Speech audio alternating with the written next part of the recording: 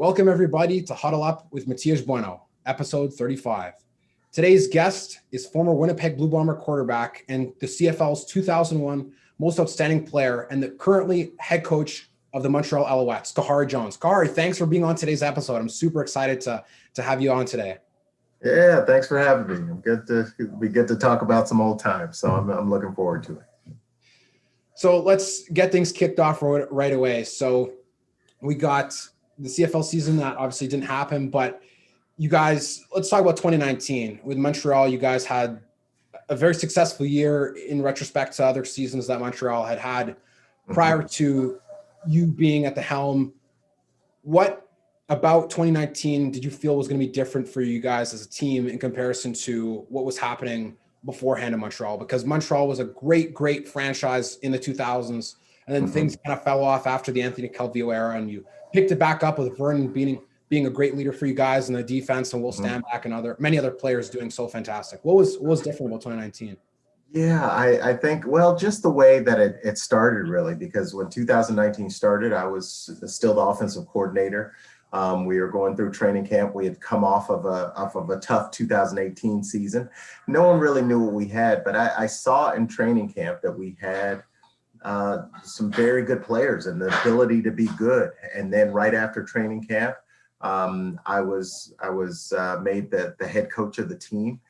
And people, I don't think they truly believed me when I said it, but I truly meant it, that I thought we had the makings of a good team in that locker room. And it was just a thing that we had to believe in ourselves and trust each other and trust the person next to you. And once that started happening, and we ended up losing our first two games, but we kept the faith, and once we beat Hamilton off of a back-to-back where they had really beaten us the week before, I think that just gave a spark to the guys, and they started believing that they could win, and it kind of set us on the right path. And so it was a fun year. I mean, I'd always wanted to be a head coach eventually, and maybe not under those circumstances necessarily, but it still it worked out really well. And the players, the coaches, everybody just came together through a lot of adversity and made it a very exciting and fun season. At the position of head coach, you played quarterback in your former days as a CFL player, and that is what people would always say is the most important position of football. But especially in the case of what you guys were doing in Montreal, Vernon Adams had started to become a great leader for you guys, but there wasn't as much stability at quarterback prior to Vernon being named the long-term starter in Montreal. So talk about his development and how his improvement in 2019 was really an important piece to your team's success on offense and as a whole. Yeah, that was a major piece for us. As you well know, you need a good quarterback to be successful, and it was crazy because in the same way, I didn't start off in the position of head coach. Vernon didn't start off at the position of being our starting quarterback. And going into camp, he was actually, either third or fourth string quarterback. But the thing that I loved about Vernon is that he came into training camp determined, and he didn't matter what position we put him in. It didn't matter how many reps he got. He just, whenever he got into the practice, whenever he got into games, he just took control of things. He played with a fire. I'd already known from seeing him from his university days that he was an amazing quarterback, but it was just kind of transferring that from the college game to the pro game. And then we put him in the first game versus Edmonton, and he just lit a spark under the team and brought us to be a tied game. We ended up losing the game, but I saw what I needed to see during that game to say, hey, this guy is somebody, if we give him the right people around him and trust in him, that he can win for us. And he's shown that. He's proven that so far. Still got a long way and a lot of development, which I'm really happy about, because he's up for the challenge. He's ready to take those next steps to be an elite quarterback in the league. So yeah, that was big, getting Vernon on board, and he's raring to go. Okay? So Vernon, yeah, he had such a successful year with the Alouettes, especially considering the fact that you guys were, had not made him out to be the starter in the beginning. And like the unfortunate loss in the playoffs was, I'm sure, very tough, but some of the strides that he's made with having been all around the league, having played in Hamilton, having been in Montreal before, and having not really been given that opportunity, it was really good to see him finally come around and make a name for himself, because you knew that there was gonna come a time where eventually a team might move on if he wasn't gonna be named the starter. Yeah, you're exactly right. And the thing that I liked about him is that it wasn't a thing where he was given an opportunity, he earned it. He definitely earned the chance to be a starting quarterback in the league, and it takes time. It takes time. It's not something that just happens for everybody. Most guys in the league, they start their time as a backup. They go to maybe a different team or two, and then finally that experience and all of the practice hours and all of the film hours, they just click. And for Vernon, this was his time, and we were able to reap the benefits of that, because he's quite a talent. He's able to throw the ball really well. He can move. He can get first downs with his feet. And so he's somebody that you can rely on. And yeah, I'm excited about having it. So now that you guys are at a bit of a pause, there's obviously been a ton of uncertainty around what's next for the CFL, but it's kind of given a good opportunity, I think, for the league to take a step back. And what a lot of the stuff that I've seen in terms of content around the league has been related to CFL reunions, and talking about, how you see with old Winnipeg teams and some other the former Alouettes teams. So for us to go on a trip down memory lane for yourself, you started the league as a bit of a wild gunslinger yourself, kind of like Vernon back. Your first big chance to really make a name for yourself was with the Blue Bombers when you came in 2000 and took over as a starter for Bell. And as they say, the rest is history. And from many of the stories that I've heard from your guests who've talked about what it's like to have played with yourself, you seem to have a great flexibility in being able to not be so rigid within the offense, whether it would have been with Milt or whether it would have been with guys who put it through Calgary, Nick Lewis. You're really able to adjust. What was the most exciting thing about coming to Winnipeg for yourself in 2000, since there was not a lot of certainty around the success of Winnipeg's football team, being that they had just come out of one of their worst eras in franchise history? Yeah, I see a lot of similarities between, the path that I took and kind of how the path that Vernon is just starting on. I was kind of a guy who my first year out of college, I didn't play anywhere. No team wanted me. I tried out for CFL teams, for NFL, for arena teams. Nobody wanted me. And the next year, I still had that itch and I still wanted to play. And then finally one arena football team, the Albany Firebirds, they said, you know what, we'll take you on. And so I had a big journey from arena football to World Football League to the CFL. I was under Damon Allen for 3 years. So 2000, when I got traded to Winnipeg, it just meant a new beginning for me and a new start. And I knew I had an opportunity to help a team be successful. And I always felt like I could do that. So knowing that they had come, and not had a lot of success recently, didn't bother me. It was a challenge, and it was something that I was looking forward to helping to change. And so when I finally got the opportunity, I think I got my first start, either fifth or sixth game of that season. I just came out of the gate just running full speed ahead, and I threw for a bunch of yards, threw for over 400 yards and 3 touchdowns and 3 interceptions, and it could have been 6 touchdowns, 6 interceptions. Who knows? I was just throwing the ball, and but we got close to winning a game against Montreal, and and lost on the last second field goal. But again, we saw that there were going to be some changes, and there was just a different feel with that team. And once we started going, and I learned everything that Milt can do, and Robert Gordon, and I had G-Roy Simon, a young G-Roy Simon, and Albert Johnson III, and it was a lot of fun. It was a lot of fun. We were just out there. I was calling my own plays as a quarterback, and so it allowed me to figure out what defenses were doing on the spot, and then making adjustments and saying, okay, they want to play us like this, so you do that.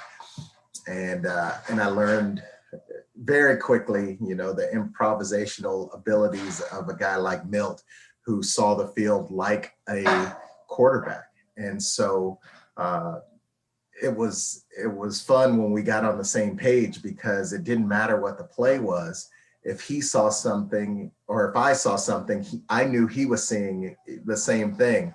And so we would make adjustments on the fly. And he knew that if he changed a route or something, that I was seeing the same thing. And so when you get on a page like that, there's nothing like it. It's beautiful. And it doesn't happen too often now. I don't know if us coaches get in the way or whatever, but it's a little tougher to improvise like that all the time. But yeah, we had a really good time out there with the group that we assembled, and just a fun group. And I know you go back and you see the guys dancing in the end zone and enjoying themselves, and we enjoyed competing at practice, all of those things. It was just a good group to be with. So I knew success was going to come, and hopefully I thought I was a nice piece to that puzzle. You mentioned that relationship you had with Milt and being able to communicate. And in the episode that him and I recorded together, one of the quotes that he used was, Khari and I had a special relationship. We were able to communicate without communicating. And he would give me a look, and he knew right away what I was doing, and no one else in the field knew what we were doing, and that we were changing the play, and to almost have like that psychic power to be able to know, wow, we're going to go do something. You're just giddy with excitement, because you know that there is something you guys are going to be able to do that no one else in the field on both sides and on both benches is going to expect coming. And it showed in the success you guys had on offense, being super explosive after 2000. And even in 2000, you mentioned a close loss in the final to the Owls. You guys had pulled off a crazy upset against the Hamilton Tiger Cats, and in the semifinal, I think it was on a Troy Westwood game, winning field goal. Winning field goal by Troy. Yep, I still have that picture somewhere in my house of him jumping into my arm. So yeah, I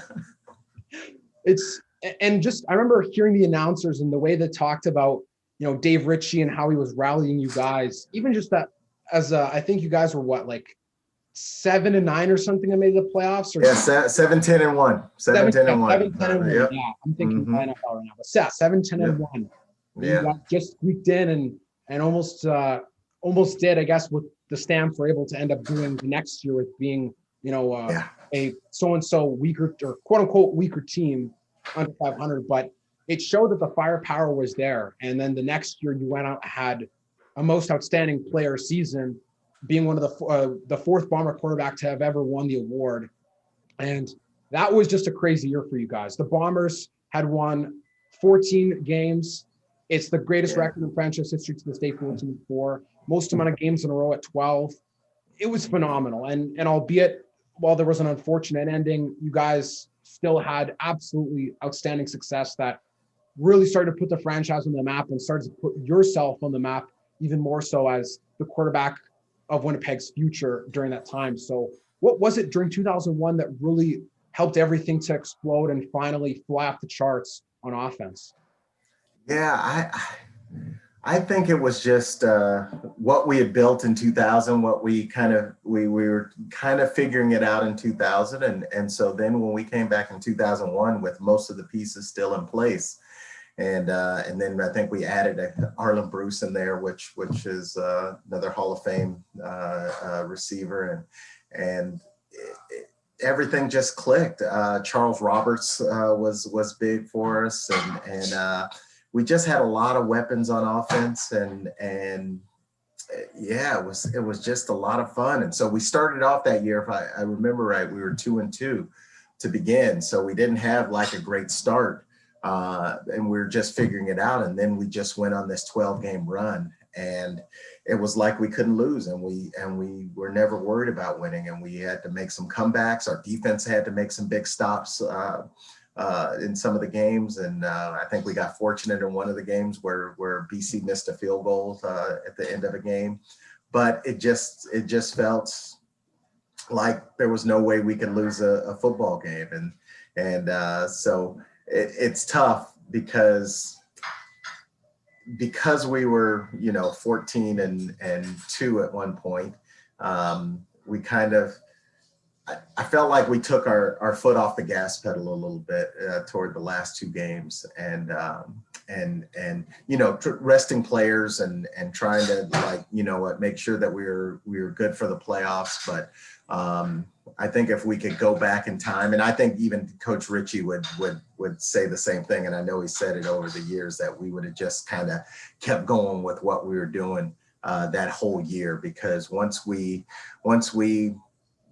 step back a little bit, it was hard to kind of gain that momentum that got us there, because it wasn't that we were overly like head and shoulders above every other team that year. It was just, we had that team chemistry.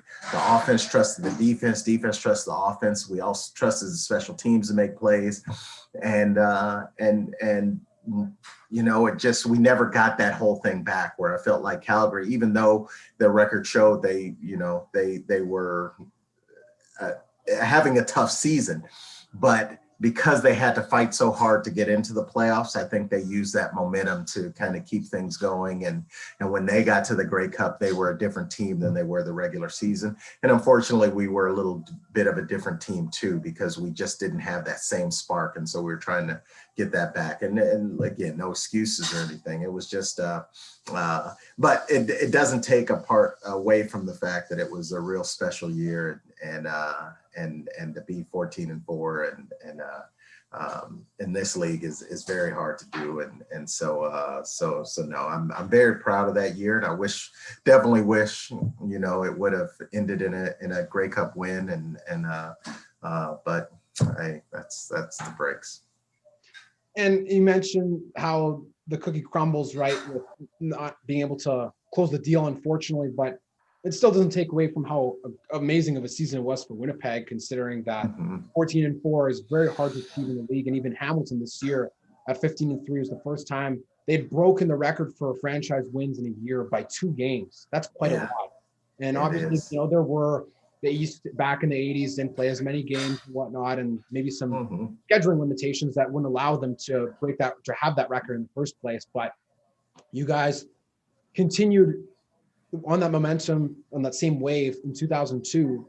And even despite the loss in 2001, you mentioned how Calgary had to fight to get in the playoffs. And looking back at their schedule, they won 6 in a row to make it. Yeah. 6 in a row, and they finished 10. So they were like 2-10 to think at one point. Oh, I know, it's crazy. I didn't even know that. Yeah.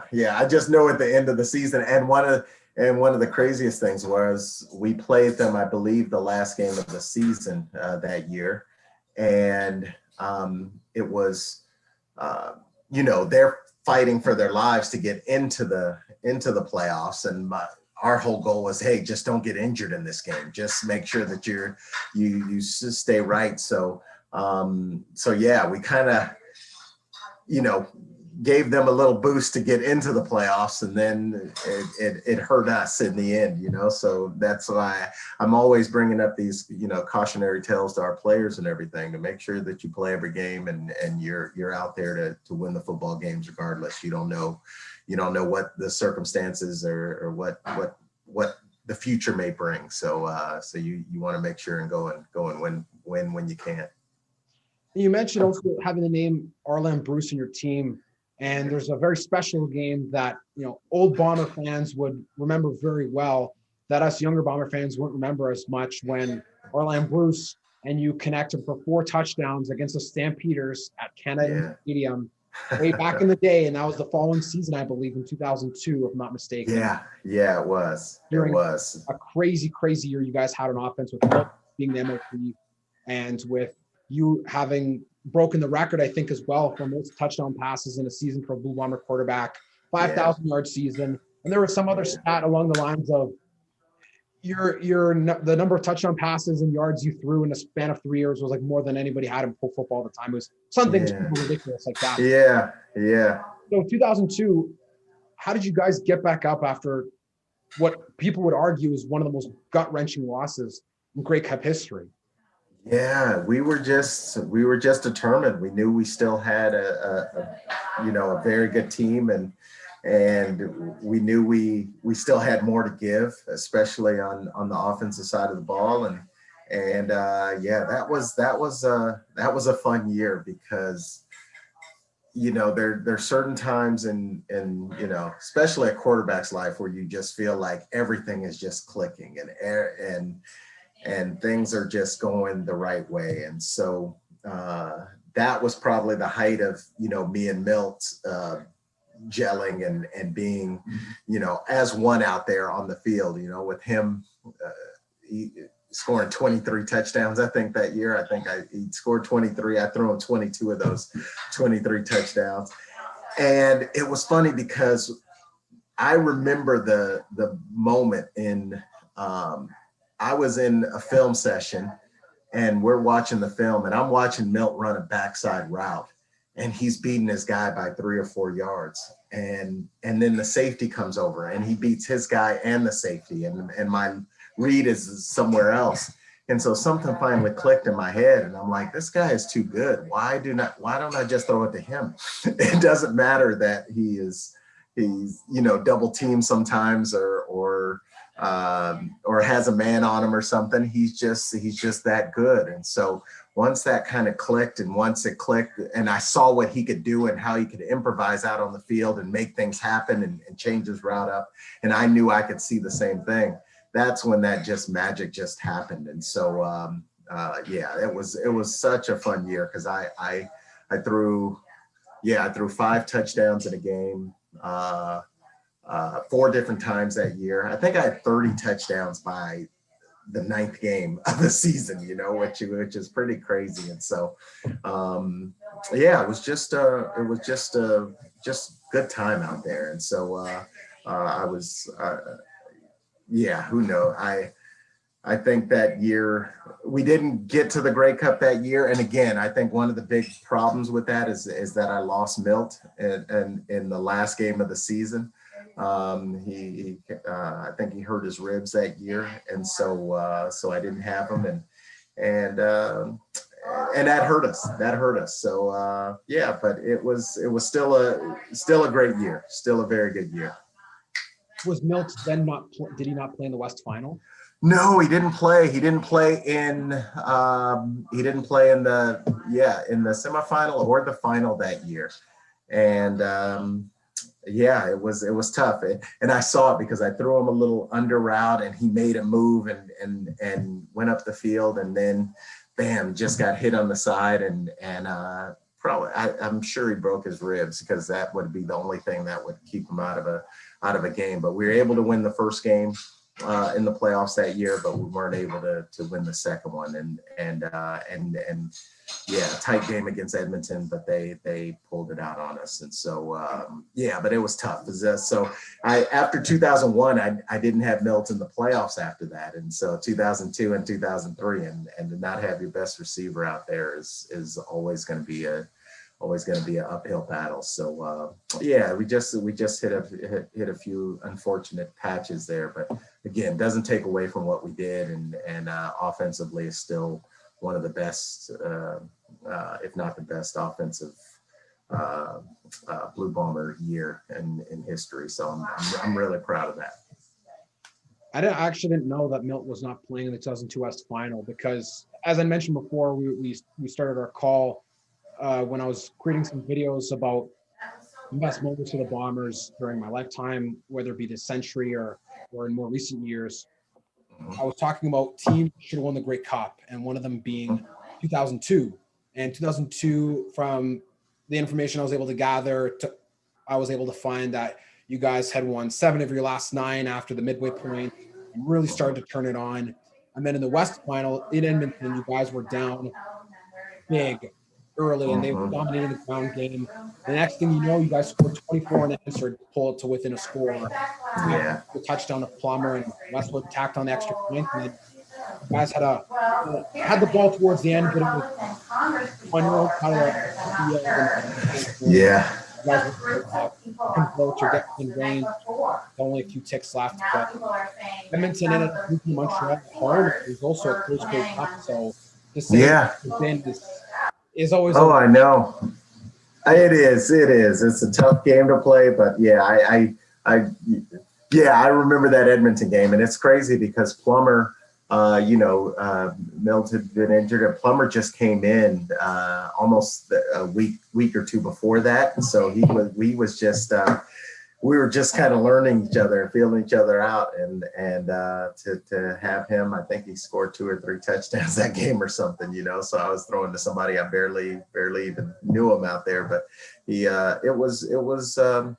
I was very proud of the team by how we responded. We definitely could have folded and said, okay, this isn't our time, but to come back and get within a score of Edmonton that year, I was definitely proud of the guys.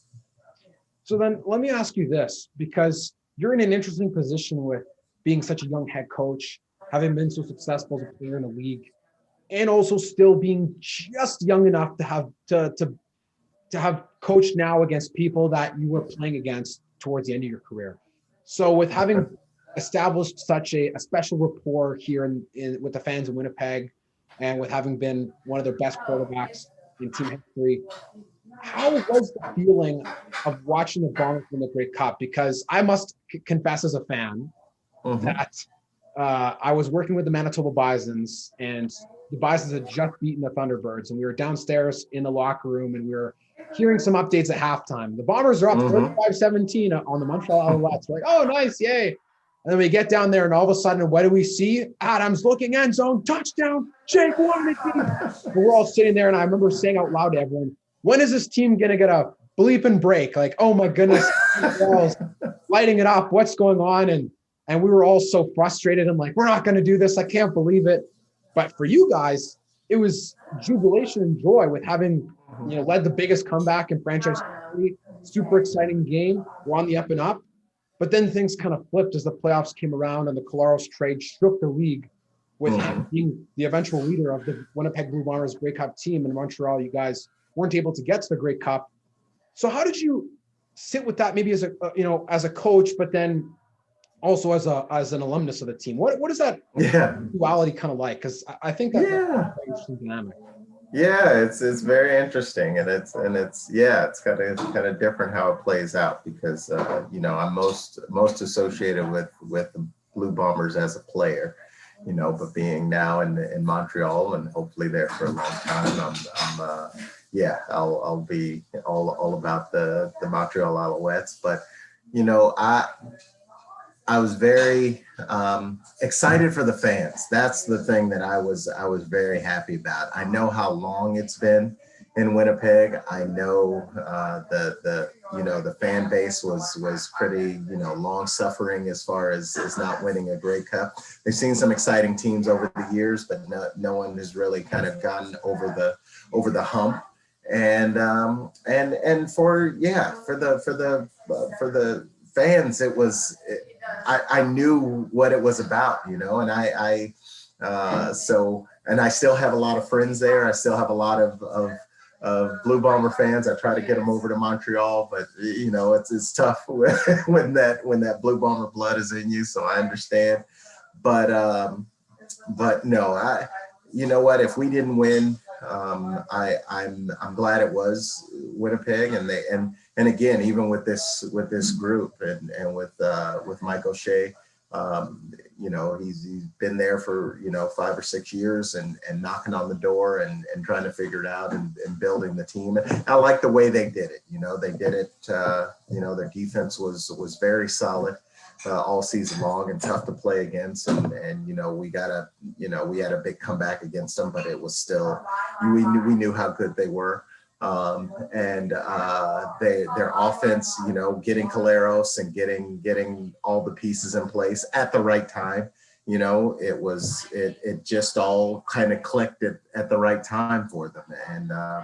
And so, no, I'm not one that's, just it's us or nobody else. It was like, you know what? Yeah, the Bombers got it this year. Hopefully we get it the next time, and we'll see what happens. But yeah, for the people that were there, that that were cheering for me all those years, and to finally see it come to fruition, and that was the fun thing now with social media and seeing all of the celebrations and everything that people were having. I was very happy for Winnipeg and Manitoba. And maybe to have seen, hopefully, a few number 17 jerseys still hang around in the crowd. We'll hold on to the near and dear. What I would argue are the nicest Bomber jerseys that the team has ever had in my life. Those 2000, yes. I really like them. I like it. I still have my Grey Cup jersey. I still have one or two jerseys of my Bombers. So yeah, I enjoyed those jerseys. They were pretty cool.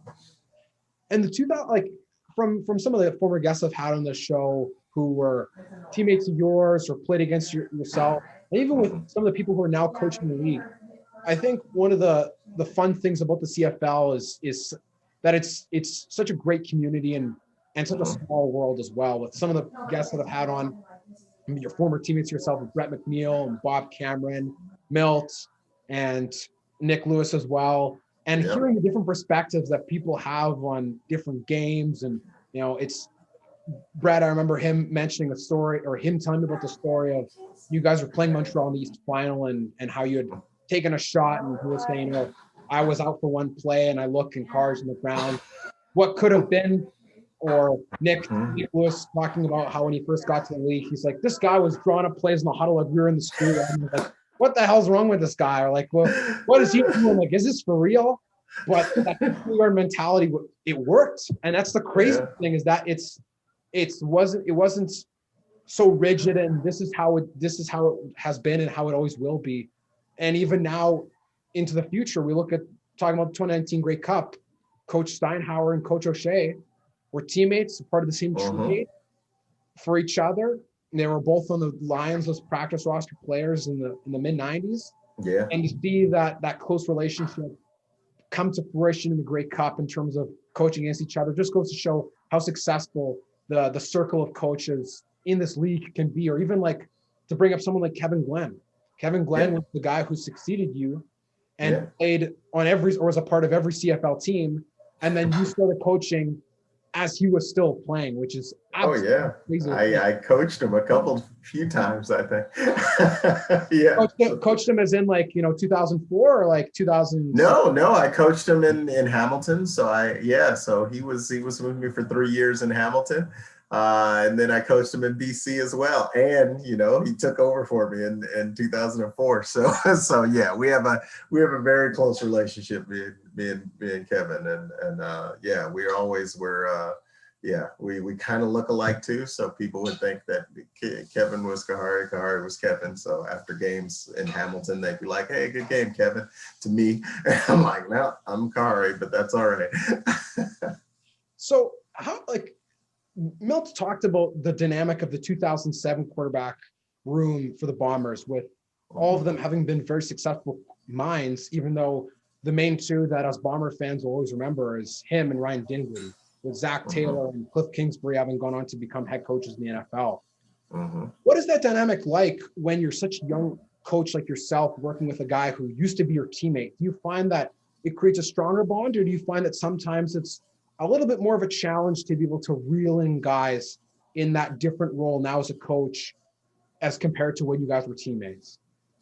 No, I didn't feel like it was more difficult at all, and it depends, I'm sure, on the player and the coach. But I've coached a few guys that I've been teammates over the years, Kevin being the main one, but even G. Roy Simon in Saskatchewan. And it's just I think because you know these guys, because you have a relationship with them, it's a little easier to, you know, talk to them on the same level, and it's not a thing where I'm necessarily trying to be over the top or being authoritative. It's just I want to get the best out of them, and they know that. They know that that's my goal as a coach, to get the best out of this player. And so when I tell them something, they know it's from that position, and I feel like it was the same as a player as well. So you know, quarterbacks, and then there's a reason that, you know, you have all these quarterbacks that have gone on and you know, either been head coaches or coordinators or things like that, is because you have to be that coach on the field when you're out there. And so you're constantly kind of letting people know your job is to know what everybody's job is, and where they're supposed to be and how they're supposed to do things. And so so you work on those communication skills as a player, and then hopefully they transfer over to when you're coaching, that the guys can trust that what you're saying is truthful, and your main goal is to help them succeed.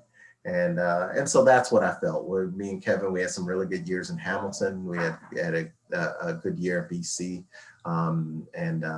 Yeah, it was no issues at all. And believe me, I wasn't sad about him taking over for me in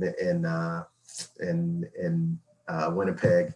You know, I got traded to Calgary, and that's what got me with Nick Lewis at the time, you know, and then got to throw him the ball his rookie year. And that was a lot of fun, getting to know him and saying, okay, yeah, and he's exactly right. I did sometimes.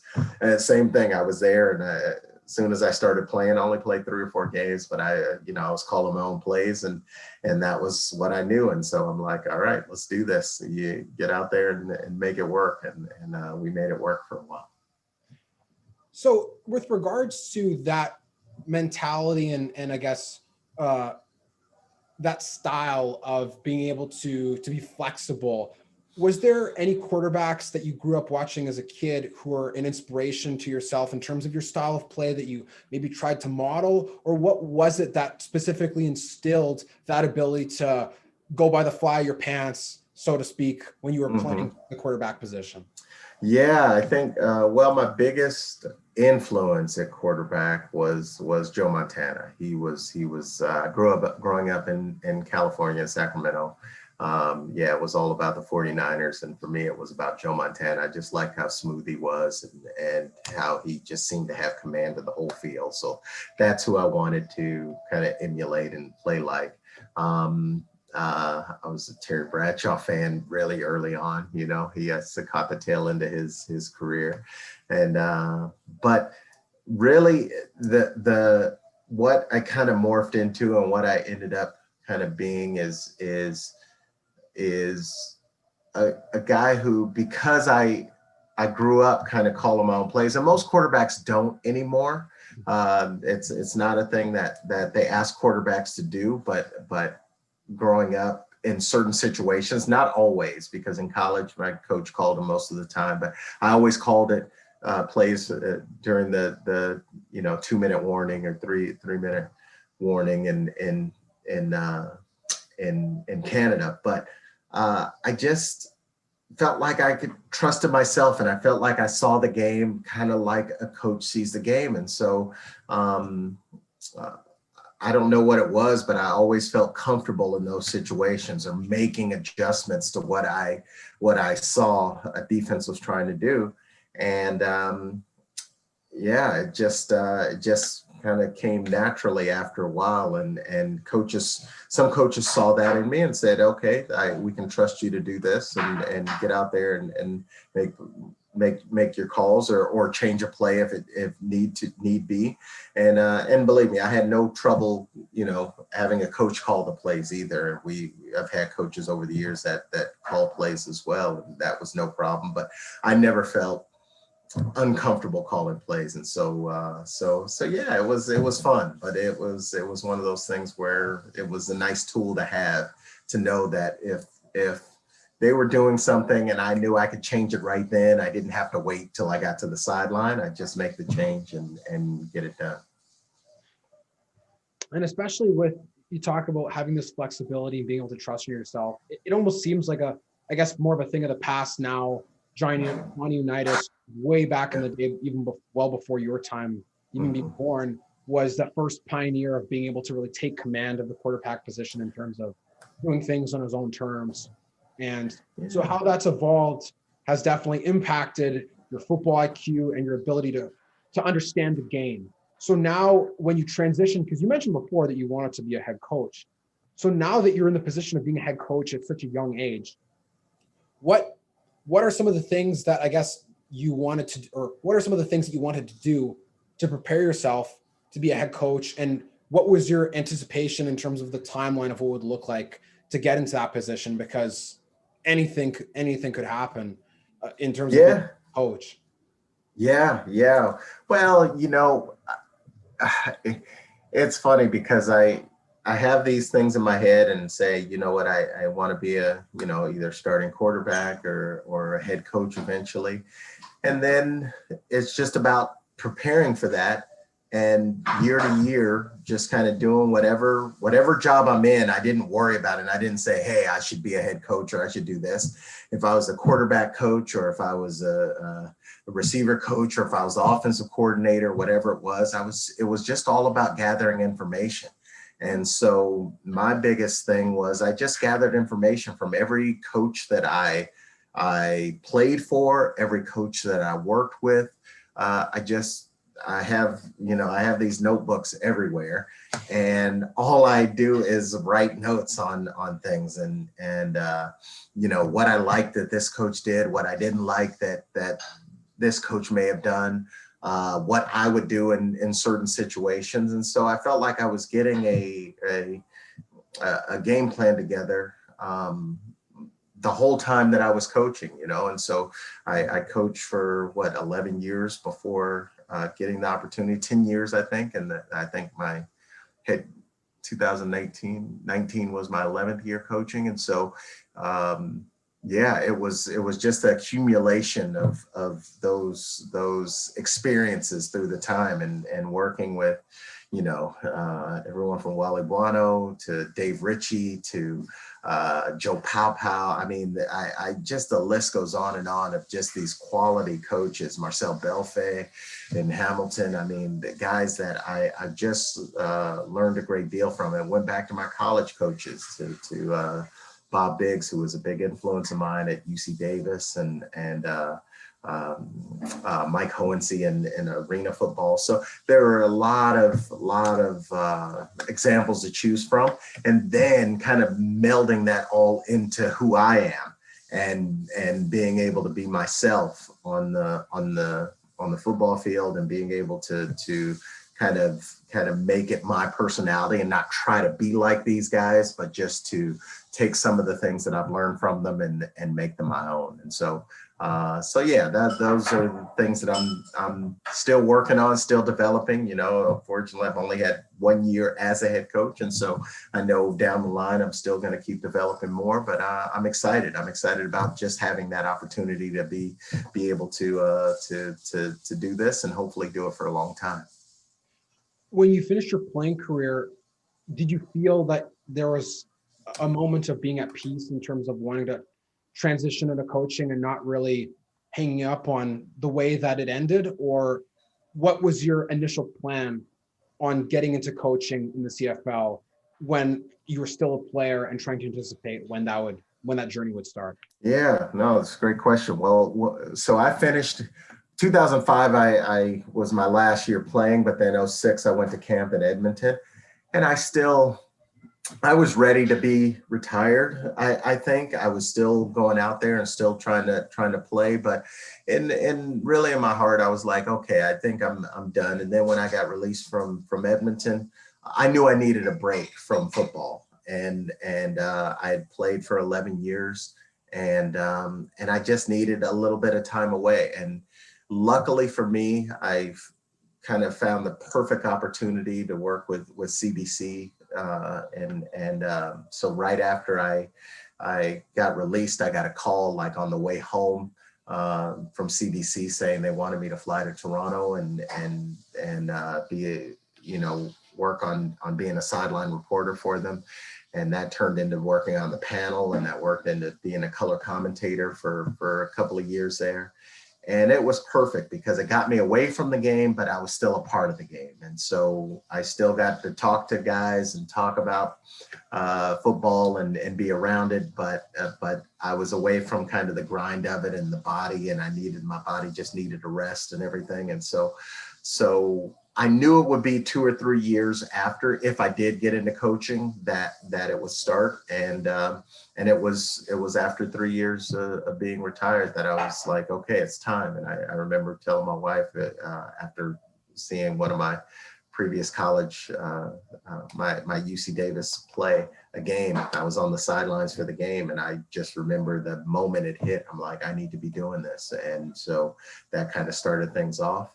And I've never looked back. And then, I knew I'd be doing this for a while. And so, yeah, but it was a good little three-year break. And then it was back into it. And so yeah, it was perfect timing for me.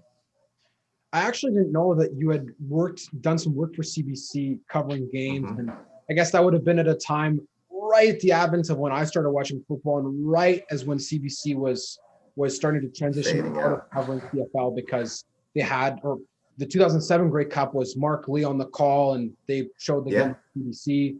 And then I was on the sideline of that game. Oh, Yeah. So 2007, I was working the sidelines of the Grey Cup game in Winnipeg there. So yeah, that was my last game working for CBC. So yeah. Oh, was it tough to watch as like a former Bomber player? Or? I was, but like, yeah. I felt bad. I felt bad for Bombers, but it was just it was tough. That's the year. Was that the year Kevin broke his arm? Yep. And Dinwiddie? Yeah. So that was tough. I was actually doing the color commentary for that game when Kevin broke his arm in Toronto, and I'll never forget, because I felt so bad because they were on such a roll, and the offense was moving great, and I still remember the play of him, diving for the ball, and when he came up breaking his arm, I think I started walking around the room because I was just like, oh, I can't believe that this happened, and then Dinwiddie stepping into that game and stuff. It was, what a tough situation for him to be in, but he handled it well. And now, he's a head coach as well in Toronto. And so, yeah, it was a good time to be working for CBC. And, I was there during the changeover with TSN and there for the last days there, but it was a fun group to work with. You didn't hear your phone start ringing and it said Doug Barrett. Sorry, you and Kevin Glenn look similar down here right now. That was the running joke, because I was in town that whole time, and they were just like, oh, you might get the call. Why don't you just suit up, And I'm like, get out of here. No. That would have been quite a story, though, believe me. I'm telling you would have been the most beloved person in the history of Winnipeg. Yeah. That would have been like the Lamar Jackson, like sprinting out of the locker room back into the game to lead them to victory, and Jim Ross exactly. Said, oh my God, it's Khari Jones, he's back. I know. Oh yeah, believe me, there were a lot of jokes about it. You're like, all right, you better be prepared. And I was like, I haven't played in a while. I can still throw it to Milt. I can throw it to Milt with my eyes closed, so there'd be no problem there. But it would have been a fun story. And Ryan Dinwiddie, like growing up as a kid, and this is no disrespect to him, but all that we ever heard when I was in elementary school at the time, all that I heard at school, even though I didn't watch the game, was, oh, Dinwiddie, he sucks and blah, blah, blah, and he's not good. And I was like, who is he? Like, I don't know anything about him. And then next thing you know, he went to another team, and then I just never heard of him again. And all of a sudden, it wasn't until this year or last year, I think it was, oh, Ryan Dinwiddie is now going to be the head coach of the Toronto Argonauts. I was like, Yeah. Oh my goodness, like that's so, like what? Like, he was still coaching, and then I did some research and found that he was the QB coach in Calgary, and I was like, Yeah, oh he was my goodness, coaching in Montreal. like Yeah. super smart, like super smart mind. And honestly, Oh, yeah. from having spoken with Milton now yourself as well, it made me reflect and think, like, to have imagined what being in that position would have been like is absolutely Yeah. crazy. And honestly, he did it. Like the fact that he went in Yeah. with zero experience, Yeah. nothing in a game, and went to the Grey Cup and they came that close. I'm like, that's honestly more impressive than it is disappointing. Mhm. And it It shows is. now in what he's been able to do as a successful coach around the league, and now getting his opportunity, like you did, a great quarterback mind, to be a leader of a football team as a head coach. So Yeah. did you have you ever had any or many interactions with Ryan, or what has your relationship been like with him? No, it's been great over the years. I've talked to Ryan, here and there over the years, and we've crossed paths. We've never coached together, but he was in Montreal before I was here, so I talked to him, about Montreal a little bit, and we've always talked over the years. And I remember talking to him um, during that Grey Cup, because we were doing the interviews and I was in on the interviews and everything. And I was very impressed by how he handled himself. I mean, I don't think anybody can ever truly like realize how tough it is to make your first start in a championship game, in a Grey Cup game. And I for people to say anything, negative about Ryan is totally unfair, because he played his heart out. It didn't work out, but heck, it wasn't supposed to work out. That's a tough way to make your debut as a starting quarterback, and it makes it tough for maybe the rest of your career to start like that. So, but for him to be able to step in and give his team a chance was pretty admirable. And yeah, I'm really happy for him to get an opportunity in Toronto. And hopefully he does okay. Not too great, but hopefully he does all right. And that must be also interesting to think of when you guys will finally coach against each other, and to be able to have that previous relationship, and as quarterbacks for the same, having played for the same team and during different eras, and then finally be able to square off, your organization versus theirs, and a battle of great QB minds, but Yeah, also being able to have fun, because that's the yeah. best part of this league, is that it's so small and it's a great community. It is, and you mentioned Steinauer and O'Shea, and I can go down the list with head coaches, and La Police, who was with me in 2002 and 2003. He was the offensive coordinator, so I have a history with him. Playing against Steinauer and O'Shea was always a thrill as a quarterback, because those were the guys that we were kind of battling against each other. It was almost like playing chess against these guys and saying, okay, I'm going to try to move you here, but I'm going to try to move you there, so you're going to move this way, and try to figure things out. And so that was always fun. And to see these guys in the positions that they're in, it's a cool thing. It's a cool thing to see these guys that you competed against and playing against, and you're still able to compete against them, and you're always going to win some and lose some, but hopefully you win a little bit more. It's a good group. It's a good group of coaches that have assembled. And you see the thing that I love is that the CFL, the guys that have been in the league for a long time, they stay in the league, and there's a reason that they stay in the league, because one, they love the CFL and love the feel of it, the fans, everything about it.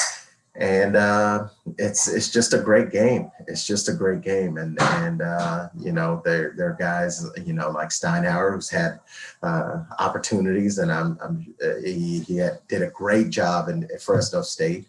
And, he was being touted as one of the great young coaches in college. And probably could be a head coach in college right now, but he chose to come back up to Hamilton. He chose to be the head coach there. And that says a lot. That says a lot about the not only the game, but the quality of life that the guys want to have. It's a cool thing to be a part of that community, and I feel like it really is a community. Now, one of the topics I wanted to touch on today in relation to the theme that carries throughout the month of January is mental health. And within the scope of football, you even talked about it just a few minutes ago in terms of taking a break from after you had played in your career. And as you would know as a head coach better than I would, that there's a lot of stress and different things that you have to deal with when you are the leader of a football team.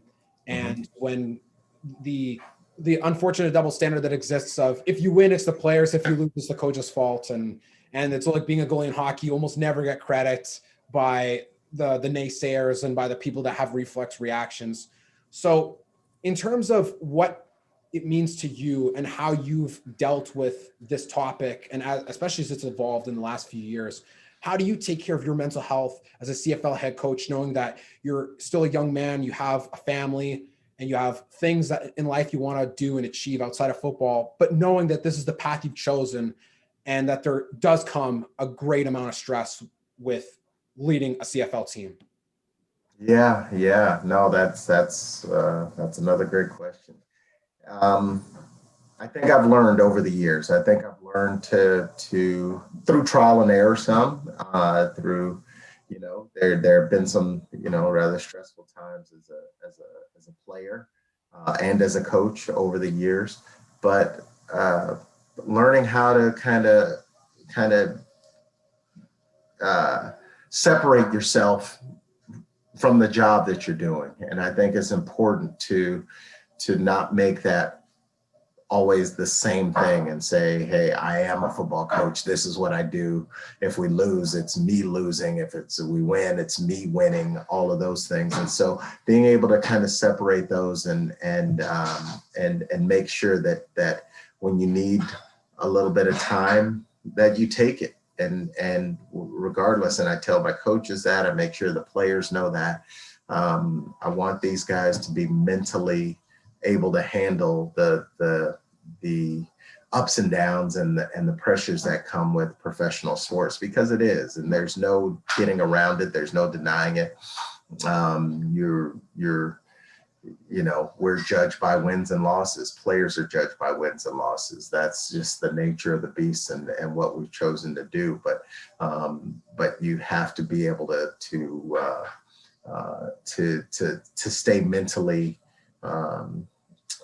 engaged, and also be able to, like I said, separate yourself from necessarily the job that you're doing.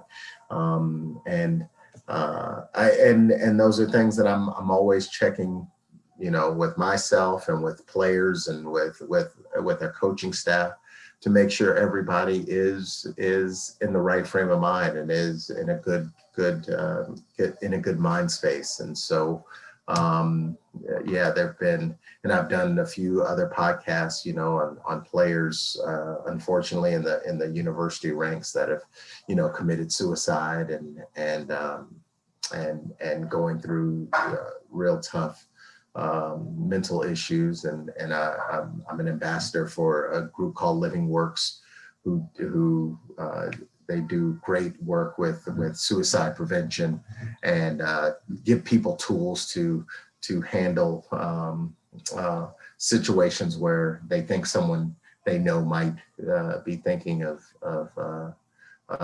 committing suicide. And so those are things that are really important to me, and I'm always trying to make sure that I'm at my best, so I can help other people be at their best mentally. And I'm sure that there's a lot of difficult things that come with being in the position that you're in, but at the same time, a lot of rewards and benefits to being in a position of being a leader for young men, and with being in a younger position as a head coach too. I think there is some merit to players seeing themselves in you, in the sense that they know that you're not just an old guy that's chilling on, retirement, and this is bonus play time for you, and you have a family of your own, and you're trying to do things to get your life going as well as they are, and maybe they're just in a bit of a younger phase. But who are some of the coaches then that impacted your ability to take a break or to be able to really reel it in throughout your career as a player? Oh man. Let's see, coaches wise, I think, I mean, it's a lot of the people that I named. I mean, Coach Ritchie was the first coach that was in the CFL that was very influential. He was um, he just truly loved his players, and you could see that, and it came off in the way he talked to you, and the way he dealt with his players, and I think that's why he had so much success with all the teams that he went to, because the players would jump through fire for him, and that's how we felt. We wanted to protect him. He was like a big grizzly bear to all of us, and we just loved him and still do. And so that he's one of those guys that was a big influence on me. Joe Pow is still a big influence. He's just a wonderful man, a great coach, and a great man, and somebody who just exudes goodness, and yeah, and those guys, the guys that I've always kind of drawn myself to were guys that I felt like had a decent balance. They knew that football was a big part of their life, but it might not have been everything in their life. And so those are the guys that I really enjoyed being around, because they had other interests, and they would talk about different things, and yeah, and it was always when it was time for football, it was time for football. But when other subjects came up, they could kind of talk on that too, and so that was always nice. And Dave Ritchie, yeah, you mentioned him, and Milt had also mentioned that he was a good family man, and that he was really someone that cared about his players and really encouraged that camaraderie, and how you guys would really start to engage and build that relationship off the field with each other, which really helped to translate to the success you guys had on the field when you were playing on offense and on defense for those that were on the opposite side of the ball. And I think that's such an important thing to have in football is guys hanging out with each other and enjoying each other's company, having barbecues in the summer, or, their family spending time together, because those are the intangible factors that really tie together football teams and make it like one big family. You could really see in all the teams that have won the Grey Cup that, like they say, anything can happen in the CFL, no lead is safe. And some of the best teams that have been able to come together are the ones that have those intangible factors working for them against all the odds, right? And so you see that potentially with you guys as well. We talk about winning Grey Cups and getting there, and one of the last Grey Cup that Montreal won was the back-to-back with Anthony Calvillo, Ben Cahoon, Jamel Richardson, Avon Coburn, and all those guys. Yeah. Now you guys are up to the plate next to carry the torch for the Alouettes. And so in terms of the journey that you guys have now toward the goal of a Grey Cup, what are some of the things that you look forward to pulling together for the team and in order to get there? And then what are some of the things that that you have that would be able to help put you over the top at this moment? Yeah. It's I think the big thing that we developed during the 2019 season is what you talked about. We had a really good team chemistry, and that is just something that that you can't force. It's an organic thing. You try to nurture it, you try to help it out, but hopefully you have players that like being around each other, that want to play for each other, and I felt like we had that, and so now it's just about getting better in certain areas, and the guys that we do have coming back to to develop even more and use that 2019 season as a springboard to hit even new heights. And I think we're on our way. It's just until you get into training camp and until you see what you have. Again, we start from ground zero, just like everybody else. But hopefully, we can pull it together quickly and see all the pieces in place. Danny Machocha, as our GM, is doing an outstanding job of getting the pieces in place and getting the players that we need. And so I'm excited. I'm really excited about seeing what we can become as a team. And that we have big shoes to fill with those years and in the late 1990s and early 2000s with the Montreal Alouettes. They were just the team in the East, and we knew that, and we had to get through them being with us being in the East then and Winnipeg, and we had some really tough battles over those years. They were kind of the tough team, and I'd love to get there again with this Montreal team. So Khari, we're getting towards the end of our time here, so I want to ask you one or two more questions before we wrap up. Okay. So the first question that I wanted to ask before we wrap up is, who is the funniest teammate you ever played with? Oh my gosh. There's so many. If we didn't have anything else, we had funny teammates. We had Robert Gordon's really funny. Mill Stiegel was very funny. Always cracking jokes. Wade was funny on the sly. Wade Miller, who's the team president. He's still a good friend of mine, and we had some good times. He was a funny dude. Jerome Bolden was hilarious. He always had great jokes. He knew how, if things were getting tense, he would just say something silly and crack people up.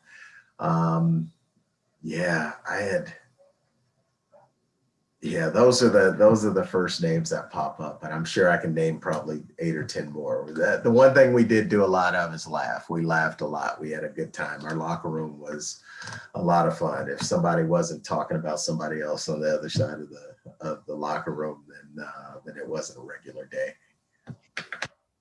And the other question I wanted to ask you was, who is the most interesting character that you ever played with in your entire career? Oh, the most interesting character. Charles Roberts is one of the first that comes to mind. Charles was almost an enigma. He never stretched. He barely worked out, but he didn't have an ounce of fat on him. He smoked cigarettes, but he touches the field and he is lights out there. He just made things happen. And he would get hit harder than I've ever seen anyone get hit and just pop up like it was nothing. There were sometimes I'd just get the ball in his hands on the screen and it didn't even matter if there was blocking. He would just make it happen and then go smoke a cigarette or two after the game and enjoy himself. And, he was fun. He was definitely interesting. He was, the most interesting athlete was his counterpart. Oh my God. And I'm going a blank on Mike Sellers. So Mike Sellers. Afterwards. Huh? Didn't he play? What's that? Didn't Mike? Yeah, he played in the NFL for a bunch of years but he played for us for 2 years, for 2002 and 2003. And this guy was 280 pounds and ran like a tailback. And, he would sometimes not block his man just so I would have to throw him the ball. But I'd throw it to him and then he'd make a guy miss or jump over somebody or run through him or do something. So I'm like, all right. So when I wanted to throw the ball downfield, I had to wrangle him in. I'm like, all right, Mike, stay in now. You need to block him because I want to throw the ball downfield. And so, yeah, he was fun to play with too. So yeah, I had a good cast of characters. Brian Clark was also, he was such a great guy, and we golfed all the time and all these things and just outstanding. But he had an alter ego we call Francis, and as soon as the light turned and he clicked, it was he was seeing red out there. And so it was fun to see that other side of him come out. He was like like Clark Kent and Superman or something. So we had a good group.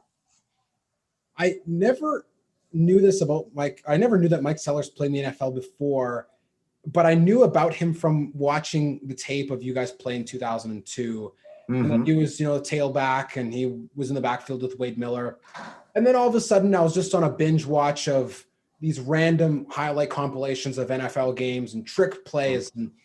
And I was watching one where the Washington Redskins were playing, I think, the Eagles or something like that in 2007 or 8. Mm-hmm. And they lined up to kick a field goal, and then the holder was the punter, lined up in shotgun. The kicker ran out wide, and he took the snap, and he threw a bomb down the field, and it's caught by Mike Sellers. And I was like, am I hearing things? Is that Mike Sellers, like Winnipeg Blue Bombers 2002 Mike Sellers? And lo and behold, it was. And that's it. And also, even when you mentioned Charles Roberts, like these coincidences are so crazy. Like Milt said, funniest guy I've ever played with, Charles Roberts, without even like Charles Roberts. Like that guy was incredibly cut for someone that didn't work out. Yeah, stretch nothing, and he would show up like it was like Bobby Orr of football. Show up, smoking at halftime, and you're like, okay, let's go chop it up, and you're tearing up the league and all-star every single year of your career, except maybe one where you didn't play. He was amazing. He was amazing. And so, we had a great cast of characters. You talked to Brett. Brett was McNeil. He was a great character. He would always, he had to get he had to throw up whatever he ate for lunch in the huddle so we'd be in the huddle during a timeout, and and he'd be letting it all out, and we're like, oh yeah, there's Brett. He's getting it out, but then he'd go and block his butt off. And so we had some fun guys. It was a cool time. I could go down the list of players, and there was always somebody doing something a little different than most guys probably. Well, Khari, we've reached the end of our time on today's episode. I want to thank you so much for having been on. This was so much fun. I enjoy so much seeing the smiles and sharing the laughter and some of the old stories, and being able to bring back to the surface some great memories for guys that played amongst so many of the most iconic Bomber teams that I've ever seen in my lifetime, for sure, and many fans have seen in their lifetime as well.